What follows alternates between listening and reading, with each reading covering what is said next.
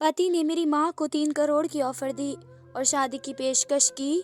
3 करोड़ का सुनकर माँ की नीयत बदल गई और वे राजी हो गई। माँ से वजह पूछी तो मुझसे नजरें ना मिलाती और डांट कर कमरे से बाहर भेज देती। एक रात मैंने माँ को नींद की गोली खिलाई और खुद उसकी जगह जाकर लेट गई। उस रात मेरे होश उड़ गए जब पति मेरी माँ के साथ। आज फिर मेरा पति मुझसे कहने लगा कि तैयार हो जाओ, तुम्हें तुम्हारी माँ के घर लेकर चलता हूँ। मैं ये सुनकर हैरान हुई थी। अभी 2 दिन पहले तो ही मैं माँ के घर से आई थी, बल्कि जब से मेरी शादी हुई थी मेरा पति हर 2 दिन बाद मुझे मायके ले जाता और मेरी माँ इसके आगे पीछे घूमने लगती। वजह शायद ये थी कि मेरी शादी एक बहुत मालदार घराने में हुई थी। मेरा पति अमीर होने के साथ साथ अकेला भी था, यानी कि मेरे सर पर सास ससुर देवर की कोई जिम्मेदारी नहीं थी। मैं अपने घर की खुद ही मालकिन थी। अपने पति के साथ खुश बहुत थी, लेकिन बार बार मेरा पति का मेरी माँ के घर जाने के लिए मुझे कहना मुझे बड़ा अजीब सा लगने लगा था। मैंने कहा कि जब से हमारी शादी हुई है आप सिर्फ मुझे मेरी माँ के घर लेकर ही गए हैं और घूमने फिराने नहीं लेकर गए। मैंने अपने पति को बड़े प्यार से कहा, वैसे भी हमारी शादी को 1 महीना ही हुआ था। ऐसे वक्त में पति बीवी के सारे नाज नखरे उठाता है। मेरा पति तो था भी बहुत अमीर। वह कहने लगा कि तुम भी अजीब हो, लड़कियां तो माँ के घर जाने पर बड़ी खुश होती हैं। जब भी उनसे पूछो कि कहीं बाहर जाना है तो कहती हैं कि ठीक है, ऐसा करो माँ के ले जाओ। और एक तुम हो, मैं दिलो जान से तुम्हें तुम्हारे मायके ले जाने के लिए कह रहा हूँ, और एक तुम हो कि नखरे दिखा रही हो। चलो जल्दी से तैयार हो जाओ। मैंने तो तुम्हारी माँ से कह दिया है कि हम खाना उनके घर पर ही खाएंगे। तुम्हारी माँ के हाथ में बहुत ज़्यादा जायका है, और वैसे भी इस उम्र में मैंने इतनी खूबसूरत औरत कभी नहीं देखी जितनी कि तुम्हारी माँ है। ये सुनकर मुझे एक धक्का सा लगा था। मेरी माँ वाकई बहुत ही खूबसूरत थी। कम उम्र में ही उनकी शादी हो गई थी और मेरे अलावा उनकी कोई दूसरी औलाद भी नहीं थी। मेरे पापा की मृत्यु उस वक्त हुई जब मैं 10 साल की थी। मेरी माँ ने दूसरी शादी नहीं की। मेरे पापा का अपना घर था और कुछ दुकान थी, जिनके किराए से मेरी माँ ने सारी जिंदगी घर का खर्चा चलाया था। लेकिन दूसरी शादी नहीं की थी। वे मुझे बेहद मोहब्बत करती थी, क्योंकि कई रिश्ते उनके आ चुके थे।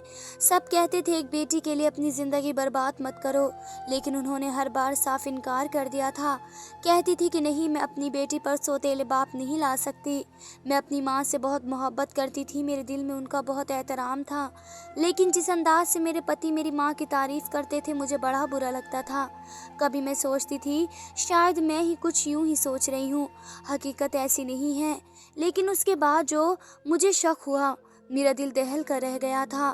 मैं अपने पति के साथ जब मैं अपनी माँ के घर जाती, मेरी माँ मुझसे ज़्यादा मेरे पति के आगे पीछे घूमती थी, उनके पसंद के खाने बनाती थी, और वह भी मेरी माँ के साथ बड़े अजीब तरीके से पेश आते थे। कभी सोफे पर बिल्कुल बराबर जाकर बैठ जाया करते थे, तो कभी हाथ पकड़ कर कहते थे कि आप मुझे बहुत अच्छी लगती हैं। जिस खुशी की चमक मैं अपने पति की आंखों में अपनी माँ के लिए देखती थी, मेरे दिल में सवाल के पहाड़ ने घर बना लिया था। एक बार तो मैंने अपने पति से साफ कह दिया कि मैं बार बार अपनी माँ के नहीं जाऊंगी, मुझे अच्छा नहीं लगता। कुछ देर तो मुझे गौर से देखते रहे और उसके बाद कहने लगे, ठीक है, जैसी तुम्हारी मर्जी। उसके बाद जो बात मैंने महसूस की मुझे बड़ी अजीब सी लगने लगी। वे बहुत देर तक घर आते थे, कभी 11 बजे तो कभी 12 बजे, क्योंकि उनकी फैक्ट्री 9 बजे बंद हो जाती थी। पहले वे 9:30 बजे तक घर पहुंच जाते थे। मैं सोचती थी कि 9 से लेकर 11 तक वे होते कहाँ हैं। अगर ये बात 1-2 दिन की होती तो मैं यही समझती कि शायद वे अपने दोस्तों में चले जाते हैं, लेकिन पिछले 2 महीने से उसकी यही रूटीन थी। जब से मैंने अपनी माँ के घर जाने से इनकार किया था, अगले ही रोज से वे देर से आने लगे थे। पहले तो 12 बजे आ जाता था, लेकिन अब तो उसे रात का 1 भी बज जाता था। जब आता तो बड़ा खुश होता, चेहरे पर मुस्कान सी छाई होती। सीटी बजाते हुए घर में दाखिल होते। मैं उनके इंतज़ार में भूखी बैठी होती। मुझसे कहते कि तुम क्यों मेरा इंतज़ार करती रहती हो, खाना खा लिया करो, मेरे टाइम का कुछ पता नहीं, आज के बाद मेरे लिए भूखी मत रहना। यह कहकर कमरे में जाकर लेट कर सो जाते। मुझे समझ नहीं आ रहा था कि मेरा कसूर क्या है। वे मुझसे इस तरह से रवैया क्यों रख रहे हैं। ना वे मुझसे बातें करते थे और ना मुझे कहीं घुमाने लेकर जाते थे, बस अपनी ही जिंदगी में मग्न थे। मैं 2 महीने से तो चुपचाप ये सब कुछ देख रही थी, बर्दाश्त कर रही थी, लेकिन कब तक करती। एक रोज जब वह घर पर आया तो मैं गुस्से से बैठी थी। मैंने कहा कि तुम कहाँ जाते हो? वक्त देखा है तुमने, रात के 2 बजने वाले हैं। मेरे चिल्लाने पर उसके चेहरे की मुस्कान बदल सी गई थी। कहने लगा, तो क्या हुआ? मैं तुम्हारा पाबंद हूँ क्या? जब तुम कहोगी तब घर वापस आऊँगा। मेरे और भी बहुत से ताल्लुकात हैं, बहुत सारे रिश्ते हैं। मुझे सबसे मिलना होता है, सबको वक्त देना होता है। मैंने तुम्हें अपना पाबंद हरगिज़ नहीं किया। मैंने तुमसे कहा कि जब तुम्हें भूख लगे तुम खा सकती हो, जब तुम्हारा जी चाहे तुम सो सकती हो। मैं तुम्हें डिस्टर्ब नहीं करूँगा। अगर तुम्हें अपनी किसी दोस्त से मिलने मिलाने वाले के पास जाना चाहती हो तो तुम्हें आज़ादी है, तुम जा सकती हो। लेकिन देखो, मुझे भी पाबंदियाँ पसंद नहीं है। मैंने सारी ज़िंदगी आज़ादी से गुजारी है, इसलिए मैं भी ऐसे ही रहूँगा। ये सुनकर उसने अपने शूज़ उतारे और वॉशरूम में चला गया और नाइट सूट पहनकर बेड पर लेट गया और लाइट ऑफ करके सो गया। मैं तो उसकी इस तरह की बातों से हैरान रह गई थी। पहला शक मुझे ये हुआ कि शायद इसका किसी लड़की के साथ कोई चक्कर चल रहा होगा, तभी वे ये सब कर रहा है। मैंने सोचा कि मुझे उसका पीछा करना चाहिए, लेकिन जब मैंने अपने पति का पीछा किया तो मेरे होश उड़कर रह गए थे। एक बार मैंने अपने पति को फ़ोन पर ये कहते सुना कि उन्हें 3 करोड़ रुपए किसी के नाम लगवाने हैं। ये सुनकर मेरे तो होश उड़ गए। इतनी बड़ी रकम वे आखिर किसको देना चाहते हैं? कहने लगा कि ये काम जितना जल्दी हो जाए उतना बेहतर है। यह कहकर उसने फ़ोन बंद कर दिया। मैंने अपने पति की तरफ देखा। मैंने कहा, कितनी बड़ी रकम किसको दे रहे हैं? वह कहने लगा, तुम्हें इससे क्या मतलब है? मेरा पैसा है, मैं जहाँ चाहूँ वहाँ लगा सकता हूँ या किसी को भी दे सकता हूँ। मुझे ये समझ नहीं आता कि तुम इतने सवाल करती ही क्यों हो। मैंने तुम्हें किसी चीज़ की कमी दी है? मैंने नहीं में सर हिला दिया, क्योंकि मुझे किसी चीज़ की कमी या तंगी भी नहीं हुई थी। वह कहने लगा, जब तुम्हें किसी चीज़ की कोई भी कमी नहीं और परेशानी नहीं है तो तुम क्यों मेरे बीच में पड़ती रहती हो? यह कहकर वह अपने लैपटॉप को लेकर कमरे से बाहर निकल गया। लेकिन मेरा दिल तो ऐसा था कि बेताबी से मचलने लगा था। वे मेरे पति थे, इसकी हर चीज़ पर मेरा हक था। कौन थी वह जिसे वे इतनी बड़ी रकम देने जा रहे थे? क्योंकि वे कोई बिजनेस डील हरगिज नहीं थी। वे ये पैसे किसी को दे रहे थे, मेरे लिए बहुत ही बड़ी बात थी। क्योंकि ना तो मैं बहुत ज़्यादा हसीन थी कि मेरा पति मेरे हुस्न पर सदके जाता, और ना ही मैं दौलतमंद थी। अगर वे दूसरी शादी कर भी लेता तो मैं उसे रोक नहीं सकती थी। और मेरी शादी को 6 महीने गुजरे थे और मैं उम्मीद से भी नहीं हुई थी। उसे इस बात का भी एहसास दिलाती कि मैं इसके बच्चे की माँ बनने वाली हूँ, तो वह अब अपने बच्चों के बारे में सोचता। पहली बार मैंने अपनी औलाद के असूल के लिए की थी। मैंने डॉक्टर से जाकर ये है जब बात की तो कुछ देर तो मेरी शक्ल वे देखती रह गई। कहने लगी, अभी आपकी शादी को कितना अरसा हुआ है? 1 साल भी नहीं गुजरा। आपको किस बात की जल्दी है? मुझे नहीं लगता कि हमें आपकी ट्रीटमेंट करनी चाहिए। अभी आप ऊपर वाले पर सब कुछ छोड़ दें, जब ऊपर वाले की मर्जी हो जाएगी। हाँ, अगर आपकी शादी को 4-5 साल गुजर चुके होते तो फिर मैं ज़रूर आपको कोई ना कोई ट्रीटमेंट करवाती। ये कहकर डॉक्टर ने तो मुझे जवाब दे दिया था। अब मेरे पास दूसरा रास्ता यही था कि अगर वे किसी लड़की के चक्कर में हैं तो मैं उस लड़की से जाकर खुद ही बात करूं। वे क्यों मेरा घर बर्बाद कर रही है? जब मेरा पति उसके हुस्न पर फिदा होकर 3 करोड़ जैसी रकम उसे दे सकता है तो फिर कल को तो वह मुझे छोड़ भी सकता है। मैं क्या करूँगी? मेरी माँ ने अभी तो मेरी शादी करके अपनी जिम्मेदारी उतारी है। मैं फिर से अपनी माँ पर बोझ कैसे बन जाऊं? और सच बात तो ये भी है कि उन 6 महीनों में मुझे जिन अय्याशियों सहूलतों की मुझे आदत पड़ गई थी, मैं अपनी माँ के घर एक पल भी अब नहीं रुक सकती थी, क्योंकि ना तो उनके घर में एसी थी और ना ही इतनी सहूलियत थी। मैं खाना तक खुद बनाती नहीं थी, उसके लिए भी बावर्ची था। पूरा दिन बस मेरा यही एक काम था कि मैं नौकरों पर ऑर्डर चलाती रहती थी, काम करवाती थी, किचन में खड़ी होकर ऑर्डर देती थी कि ये बना लो, आज ये पका लो। ये फिर नौकरों के सर पर खड़ी होकर लॉन की खूबसूरती की 4 चांद लगवाती थी। बाकी का वक्त मैं अपने ऊपर खर्च कर देती थी।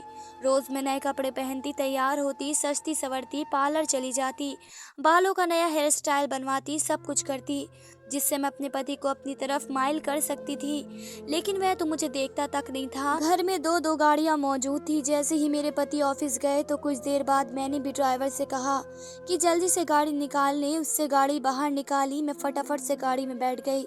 मेरे पति की गाड़ी अभी गली के कोने पर ही थी। मैंने फटाफट से कहा कि अपने साहब की गाड़ी का पीछा करो। ये बात सुनकर ड्राइवर ने मुझे पीछे मुड़कर देखा था। कहने लगा, मैम आप ये क्या कह रही हैं? मैंने 500 के नोट उसे निकाल कर उसकी तरफ बढ़ा दिए। मैंने कहा, अपना मुंह बंद रखना और जो कहा है वे करो।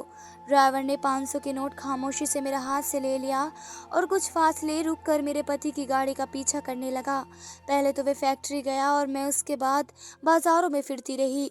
9 बजे तक मैंने वहीं बाजारों में धक्के खाए थे, बेफिजूल की चीज़ें खरीदती रही। 9 बजे फिर अपने पति के ऑफिस से ज़रा फासले पर खड़ी हुई, जहां मैं उससे नज़र ना आ सकूं।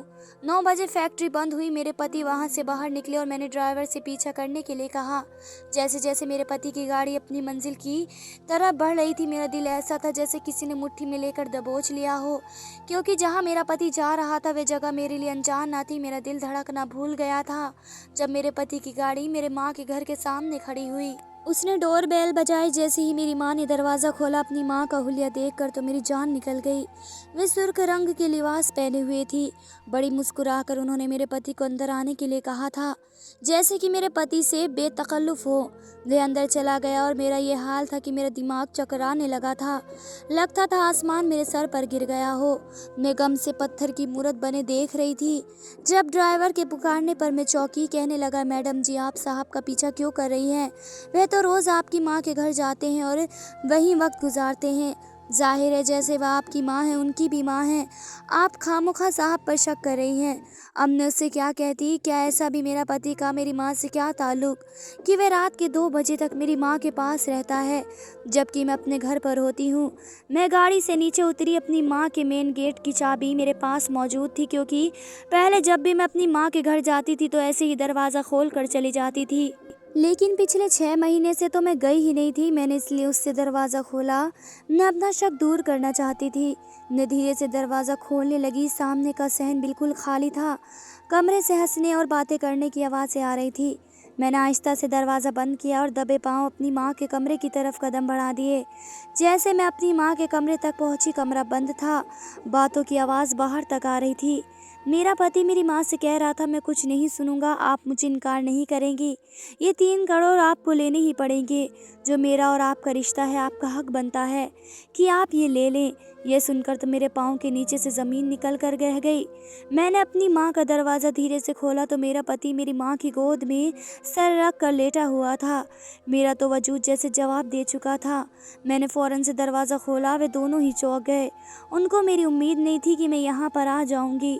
मेरी माँ के चेहरे की रंगत उड़ गई थी और मेरे पति भी बदहवास हुआ था। मेरी माँ पूरी तरह से बौखलाई थी। कहने लगी, तुम यहाँ पर?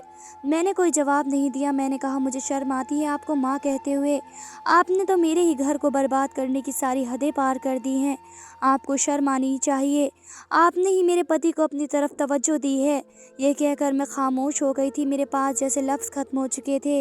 लेकिन मेरा ये कहना था कि मेरे पति ने आगे बढ़कर खींचकर मेरे मुंह पर थप्पड़ मार दिया। कहने लगा, खबरदार, जो तुम्हें कोई भी ऐसा लफ्ज़ मुंह से निकाला जो मेरे और उनके रिश्ते पर गंदी गाली की तरह हो। मैंने कहा, तुम्हें शर्म नहीं आई ऐसा गंदा इल्ज़ाम लगाते हुए? और मेरे कहने से तुम्हें यह लफ्ज़ गाली लगेगी? वह कहने लगा, ये मेरी सगी माँ है। यह सुनकर तो मेरे पाँव के नीचे से ज़मीन निकल गई कि अगर मेरी माँ उसकी सगी माँ थी तो फिर मैं क्या थी? मेरी माँ रोने लगी। कहने लगी कि तुम्हारे पापा से मेरी दूसरी शादी हुई थी। तुम मेरी सगी बेटी नहीं है, लेकिन तुम इस वक्त बहुत छोटी सी, सिर्फ 2 महीने की। इसलिए तुम्हें मैंने कभी ये नहीं बताया कि मैं तुम्हारी सगी माँ नहीं हूँ। असल में सबसे पहले मेरी शादी जैन के पापा से हुई थी। जैन 10 साल का था जब उसके पापा ने मुझे तलाक दे दी। फिर मेरी शादी तुम्हारे पापा से हो गई। उस वक्त तो तुम सिर्फ 2 महीने की थी। मैंने तुम्हें बेटी समझ कर ही पाला है, लेकिन शादी के कुछ अरसे बाद ही तुम्हारे पापा की भी मृत्यु हो गई। मेरा दिल तुम्हारी तरफ से इस कदर परेशान हो चुका था कि मैंने तुम्हें माँ बनकर ही पाला। मेरी मोहब्बत में कुछ कमी नहीं थी। जब तुम्हारे लिए जैन का रिश्ता आया तो मैं देख कर ही पहचान गई थी। फिर जैन भी मुझे जानता था। मेरी तस्वीर उनके पास मौजूद थी। उसने तुमसे शादी भी मेरी वजह से की थी, ताकि वह मेरे पास आ सके, मुझसे मिल सके, क्योंकि मैंने उससे कहा था कि तुम कभी भी मेरी बेटी को ये नहीं बताओगे कि मैं उसकी सौतेली माँ हूँ। तुम्हारे पापा ने ये घर और दुकान सब तुम्हारे नाम कर रखी है और मैं चाहती थी कि ये सब मैं तुम्हें वापस लौटा दूँ, क्योंकि ये तुम्हारी अमानत है। इसलिए जैन अपनी जायदाद से मुझे 3 करोड़ देना चाहता था, लेकिन मैं उन पैसों का क्या करूँगी? मैं उसे कब से इनकार कर रही हूँ लेकिन ये नहीं मानता। ये कहने के बाद उन्होंने मुझे मेरे पापा की तमाम जायदाद के कागज़ पकड़ा दिए। मेरी आंखों से आंसू बहने लगे। मुझे हैरत हो रही थी कि वे मेरी सगी माँ नहीं थी, लेकिन उसने कभी मुझे ये एहसास होने नहीं दिया कि वे मेरी सौतेली माँ हैं। जैन अपनी माँ की मोहब्बत की खातिर यहाँ आता था।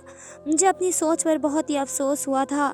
हर बार सच में नहीं होता जो हम सोच लेते हैं। तो दोस्तों, आपको मेरी कहानी कैसी लगी मुझे कमेंट करके ज़रूर बताएं और हमारे चैनल को सब्सक्राइब भी करें। मिलते हैं इतनी वीडियो के साथ, जब तक के लिए धन्यवाद।